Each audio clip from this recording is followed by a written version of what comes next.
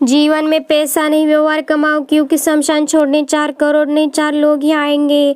अगर मैदान में कोई इंसान हार जाए तो वह फिर से जीत सकता है, अगर मन से कोई इंसान हार जाए तो वह कभी नहीं जीत सकता। काव्या अभी अभी किचन से घाम पहुँचते हुए बाहर आ गई थी।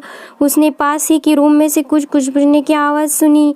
वह आगे गई, अंदर देखा तो वह उसकी सास राधाबाई अपनी बेटी से फ़ोन पे छोटे आवाज में कुछ बातें कर रही थी। वह अपने बेटी को बता रही थी कि बेटी रावी, हम क्या आज नहीं तो कल चले जाएंगे। हाँ, पर तेरी भाभी को इतनी समझ होनी चाहिए ना कि वह अपने सास को कुछ अच्छा भोजन बनाकर खिलाए। वह हर रोज ही एक ही वही भोजन बनाती है और रोज रोज एक ही वही खाने को अच्छा लगता है क्या? तेरी भाभी तो हर रोज सुबह 7 बजे उठती है।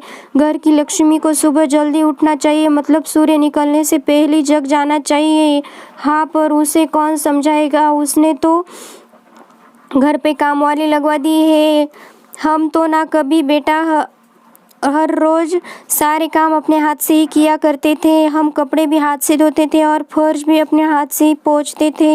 यह कपड़ों के लिए मशीन लगवा देती है और फर्श तो काम वाली आकर साफ करती है। यह सब सुनकर काव्य की आंखों में आंसू आ गए और वह अपनी पिछली जीवन की यादों में डूब गई। वह शादी करके वो इस घर में आई थी, तब उसको राधाबाई और रावी इसने कभी बहू का सम्मान मिलने ही दिया नहीं और किसी को देने भी दिया नहीं। उसका पति मिलिंद भी उसे ही सुनाया करता था। इन दोनों की बातों में आकर वह अपनी पत्नी को ही कोसा करता था। एक दिन तो राधाबाई को इतना गुस्सा आ गया कि वह काव्य के माता पिता को बहुत भला बुरा कह गई। मिलिंद भी वही बैठकर शांति से सब सुन रहा था और अपनी माँ का ही साथ उसने दे दिया।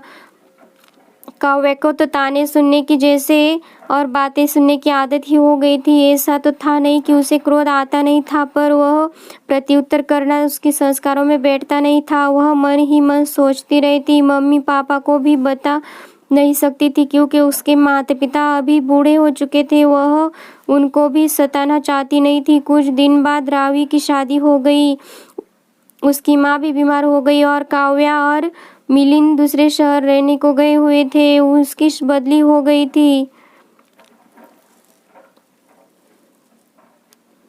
माँ को डॉक्टर के पास ले जाकर के मिलिंद उससे अपने साथ ले आया। हाँ, पर यह राधाबाई अपने बेटी को सारी रामकथा सुनाया करती थी। काव्या बेटा जब 4 साल का था, वह जब माँ माँ कहते हुए रूम के अंदर आ गया और तब काव्या ने उसे एक प्यारी सी जप्पी दे दी और उसके साथ खेलने लग गई। तभी उसकी सास बोली कि काव्या, भोजन हो गया हो तो परोस लो। तब काव्या खड़ी हुई और किचन से भोजन ले आकर डाइनिंग टेबल पर रख दिया। वही मिलिंद भी भोजन करने के लिए बैठा हुआ था। तभी वह उसकी माँ कहने लग गई कि ऐसा भोजन जो रोज रोज वही बस कुछ खाने में अच्छा नहीं लगता है। तब मिलिंद ने बता दिया कि माँ, तुझे चटपटा और तला हुआ भोजन खाने को डॉक्टर ने मनाही की है, इसलिए घर में भाजी और रोटी बनाई जाती है। तुम्हें तो अब ऐसे सोचना चाहिए था कि मेरे कारण घर में तले हुए भुने हुए पकवान नहीं बनाए जाते हैं। बाकी भी खुद कुछ ही नहीं खाते हैं।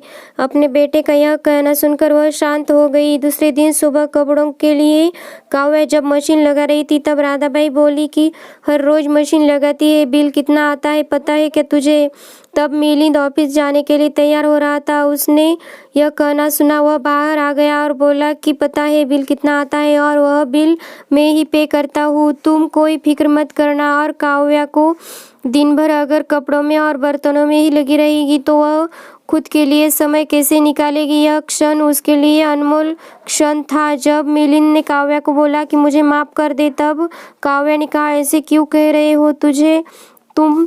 तब मिलिंद ने बताया कि मैं मेरे रूम में अपने ऑफिस का काम काज निपटा रहा था और पास की रूम में से कुछ आवाज़ें सुनाई दी। तब माँ तुम्हारे खिलाफ किसी को कुछ बुरा सुना रही थी और तुमने भी यह बाहर से सुन लिया था। बाद में तुम अपनी रूम में जाकर रो रही थी। तब जाकर मुझे पहली बार सब समझ में आ गया। पता ही नहीं कि कितनी बार मैंने तुम्हारा मन दुखाया होगा। वह बोली, आपने सब समझ लिया और मेरा साथ दे दिया। यही मेरे लिए सबसे अनमोल क्षण है मेरे जीवन में। वह मैं जीवन भर नहीं भूलूंगी। जीवन में अगर बुरा वक्त नहीं आता तो अपनों का और गैरों का पता ही नहीं चलता।